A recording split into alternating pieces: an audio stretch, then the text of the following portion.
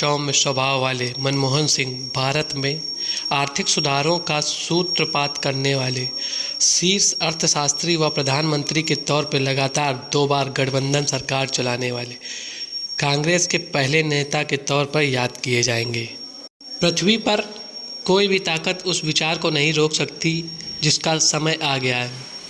मैं इस प्रतिष्ठित सदन को सुझाव देता हूं कि भारत का दुनिया में एक प्रमुख आर्थिक शक्ति के रूप में उदय होना चाहिए।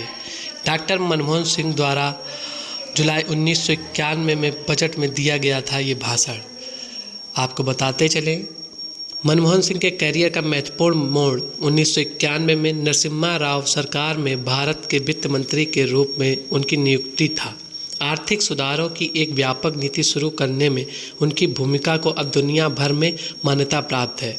बाद में सिंह को भारत के 14वें प्रधानमंत्री के रूप में देश का नेतृत्व करने के लिए चुना गया।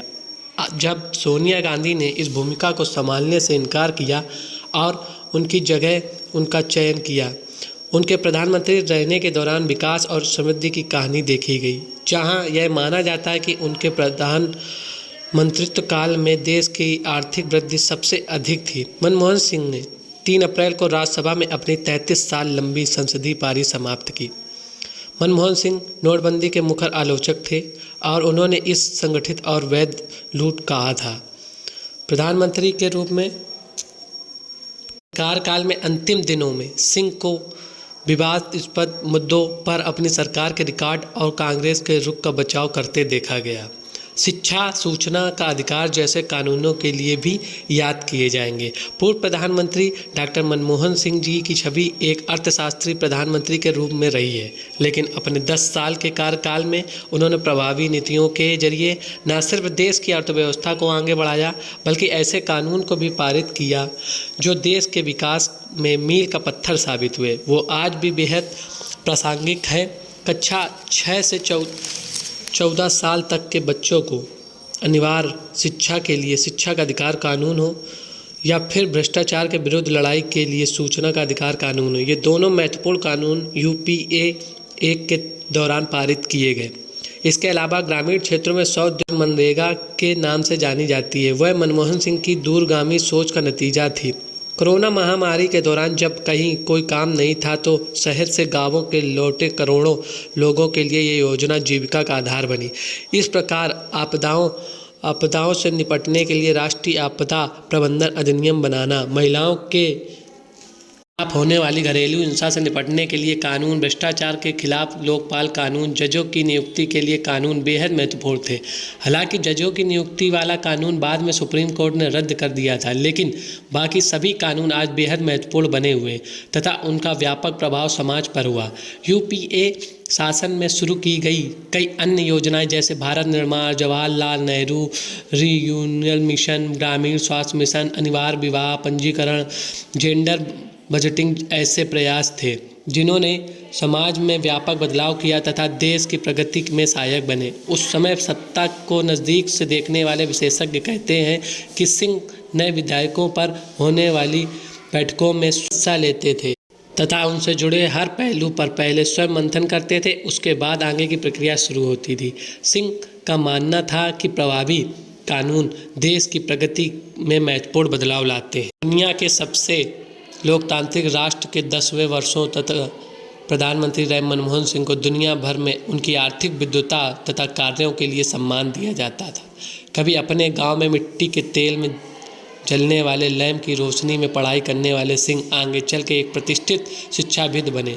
सिंह की 1990 के दशक की शुरुआत में भारत को उदारीकरण की राह पर लाने के लिए सराहना की गई, लेकिन प्रधानमंत्री के रूप में अपने 10 वर्ष के कार्यकाल के दौरान भ्रष्टाचार के आरोपों पर आंखें मूंद लेने के लिए उनको आलोचना भी की। जानते हैं मनमोहन सिंह जी को। 26/9/1932 में अविभाजित भारत अब पाकिस्तान के पंजाब प्रांत में एक गांव में है। पत्नी गुरशरण कौर, शिक्षा पंजाब विश्वविद्यालय से अर्थशास्त्र में बीए और एमए में टॉप किया। इसके बाद उच्च शिक्षा के लिए कैम्ब्रिज गए। ऑक्सफोर्ड से डी.फिल की उपाधि ली। सम्मान की बात की जाए तो 1987 में देश का दूसरा सर्वोच्च नागरिक सम्मान पद्म विभूषण रहे। 1993 में वित्त मंत्री के लिए यूरो मनी अवार्ड मिला।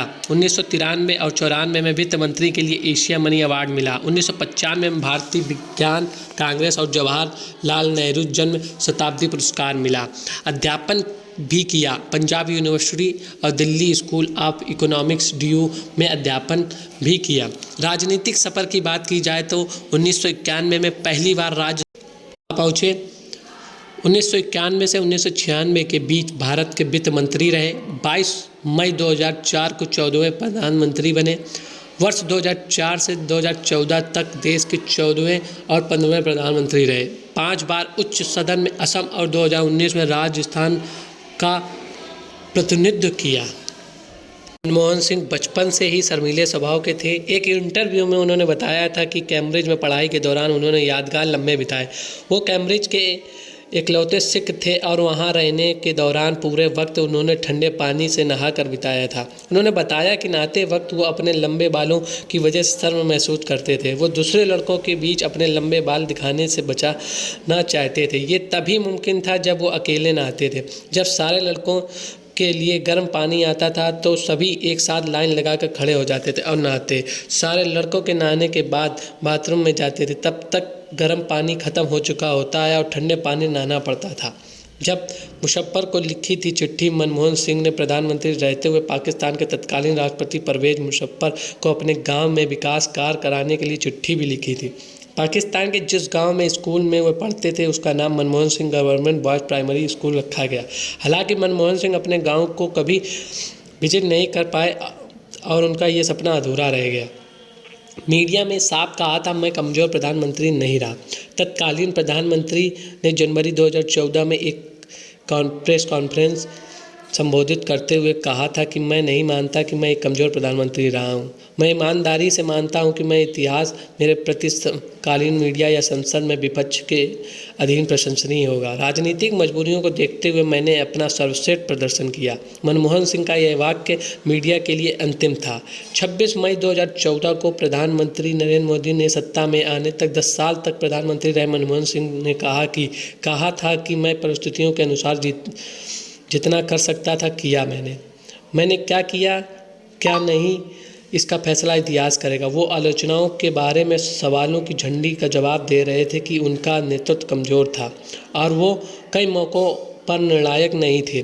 सिंह ने प्रेस कॉन्फ्रेंस में भाजपा के तत्कालीन प्रधानमंत्री पद के उम्मीदवार मोदी पर तीखा हमला करने के लिए भी चुना था और मुख्यमंत्री के तहत 2002 के गुजरात दंगों का जिक्र किया था। उस समय भाजपा ने मोदी जी को एक मजबूत नेता के रूप में पेश किया था, जबकि अगले लोकसभा चुनावों से पहले कमज़ोर नेतृत्व के मुद्दे पर सिंह जी पर निशाना साधा था। साथ ही साथ आपको बताते चले, प्रधानमंत्री रहते डॉक्टर मनमोहन सिंह 2008 में काशी आए थे।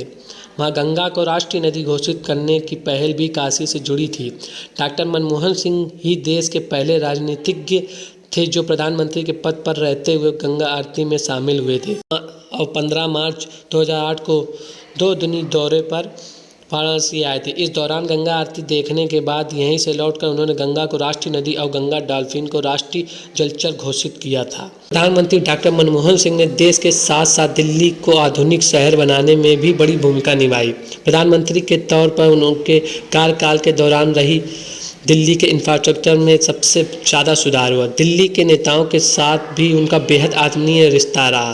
राजधानी दिल्ली में आधुनिक सुविधाओं के विकास में मुख्यमंत्री शीला दीक्षित के 15 साल के कार्यकाल को बेहद महत्वपूर्ण माना जाता। इस दौरान ज़्यादातर समय केंद्र में कांग्रेस की सरकार थी, जिसके मुखिया डॉक्टर मनमोहन सिंह थे। दिल्ली के नेताओं के साथ हमेशा ही उनका नज़दीकी रिश्ता रहा। दिल्ली कांग्रेस मीडिया विभाग के प्रमुख अनिल भारद्वाज बताते हैं कि दिल्ली में वो ज़्यादातर लोगों के सुख दुख में शामिल होते थे। वे बहुत ही सरल व्यक्तित्व के इंसान थे, लोगों के साथ अपनापन और आत्मीयता के साथ बात करते थे। वो दूरदर्शी नेतृत्व करता थे और उनके समय में ही दिल्ली की विकास योजनाएं सबसे ज़्यादा तेज गति में आगे बढ़ी। दिल्ली कांग्रेस अध्यक्ष देवेंद्र यादव ने एक्स पर अपने संदेश में कहा है कि वो एक दूरदर्शी नेता हैं, अभूतपूर्व अर्थशास्त्री व सच्चे राजनेता थे। उन्होंने देश की तरक्की में बड़ा योगदान दिया, उन्हें हमेशा याद रखा जाएगा।